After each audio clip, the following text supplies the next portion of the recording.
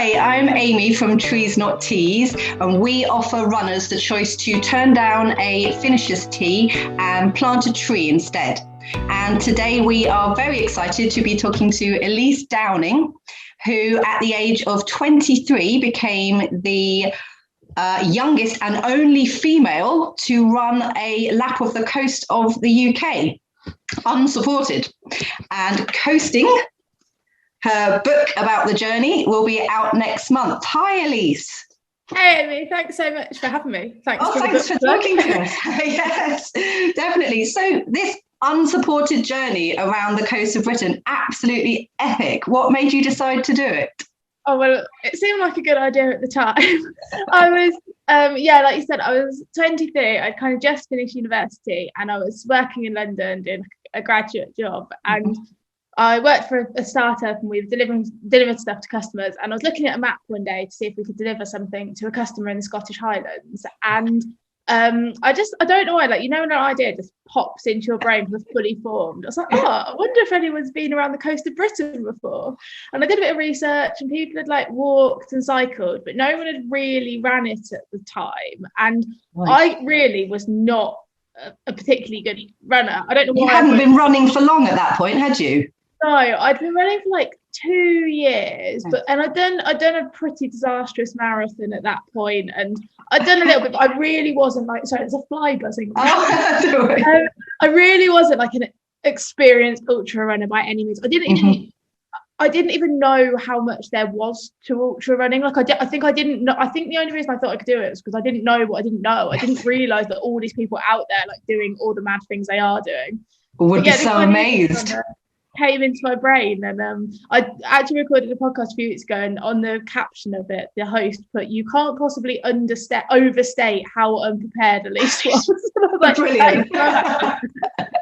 Do you think that worked to your advantage as well, that sort of unpreparedness, or not? I think I'd say I'm a lot more organised these days, but I think ignorance really was bliss. I think if I'd known how hard it would be and what it actually involved, I think now I've done a lot more long distance runs and I know a lot more about running. I just think that's ridiculous, as if I could do that. So I think it was good not knowing, to be honest. Absolutely. Can you tell us maybe a highlight?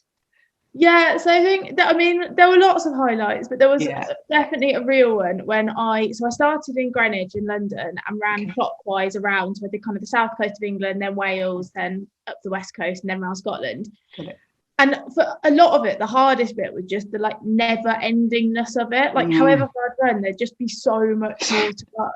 And I found it really mentally hard to wrap my head around more than physically, to be honest. But then when I got to John O'Groats, which is the most northeasterly point of the UK, I suddenly, even though I still had 2 months left running left and more than 1,000 miles, I really felt like I was on the home straight, which was mad. But it was a really stormy day, and just as I got to the famous signpost at John O'Groats, the sun came out, and I suddenly was like, I'm going to do this thing. And that was the first time I think I really thought I actually would finish it. I was like, unless I break my leg, there's no way I'm going to give up now. Amazing. So yeah, that was definitely a highlight.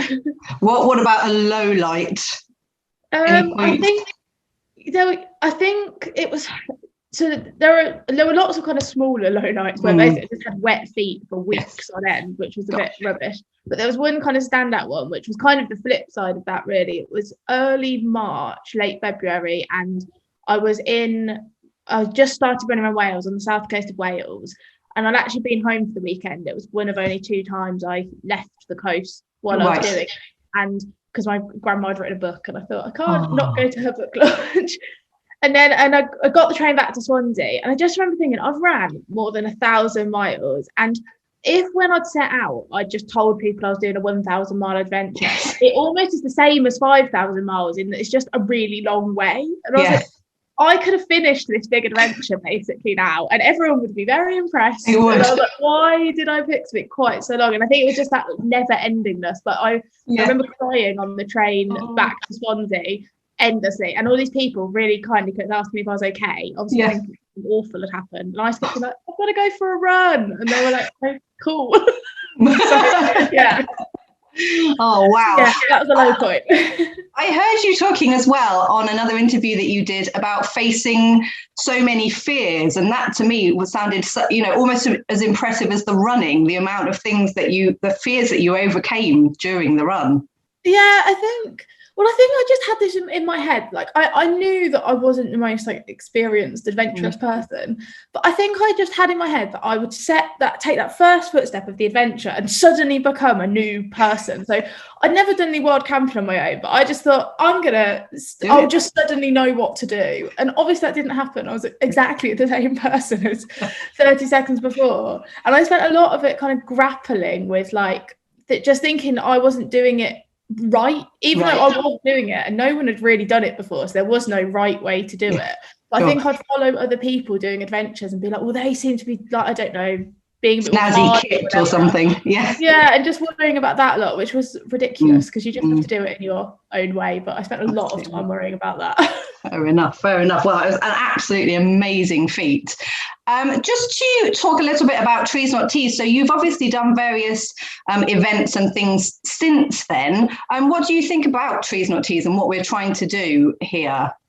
Yeah, so I literally, after every single race I do, me and my dad have a conversation about the fact we don't need another huge fluorescent yellow running top. And like I really like running. I have kit that I love to wear, and I'm never going to wear that free top, especially for women. That's always, even if you get I'm not like the smallest of women by any means, and even if I get an extra small, it still drowns me. Gigantic. And it's just like, why have I got this? And so I've talked all the time about ditching that. And I used to work for a race company and we talked a lot about getting rid of that kind of thing. So I think it's a fantastic idea to give people the opportunity to opt out of filling up your drawers of these. And then you go to give them to a charity shop, but who really wants a top of a race they haven't raced? No, they're quite hard to get rid of it.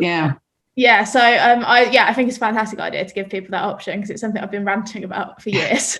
Fantastic. Have you made any steps in your own running to become more sustainable? Have you made any little changes? Yeah, I think one of the fantastic things about ultra running is that in a way it's quite sustainable in terms of like everyone's got a hydration pack on, you're filling up your own bottles, you're not buying plastic bottles. So I think that's a real positive about kind of adventure running and stuff.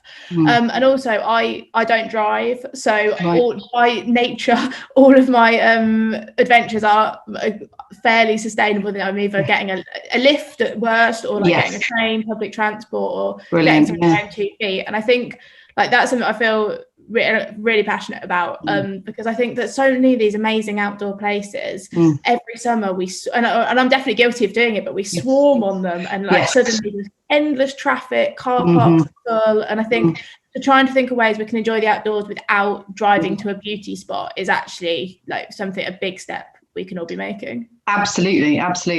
What would you like to see in the industry in general, sort of the running events industry? What would you like to see happening there in terms of sustainability? Yeah, so I guess things like opting for Trees Not Teas and just stopping giving these things that people don't need. And if you just didn't give, or at least allowing people to opt into them, because I remember when I did my first half marathon, I've still got that top and I love it. I was really proud of it.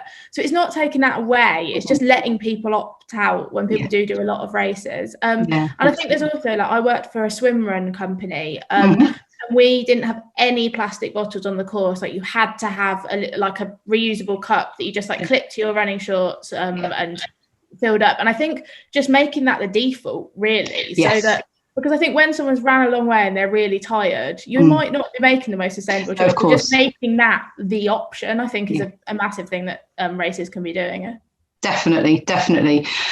So in terms of your own running, you say by the time that you did your coast lap, you'd been running a couple of years. So what made you take up running in the first place? Were you an immediate convert? Yeah, it was. I don't know. In some ways, yes. In some ways, no. So I started running in January of 2013. I was doing my year abroad in Sweden at university. And I think I just wanted to get a bit fitter. I couldn't really afford to go to the gym. I was a poor student. So I started running and I set a New Year's resolution to do a half marathon. And at the time, that just felt, and like my brother, my mum, and my dad all were runners, so it wasn't totally like an alien concept to me. But I'd not been a sporty kid. I'd not done any exercise really at all. But I guess I did know that people did these things.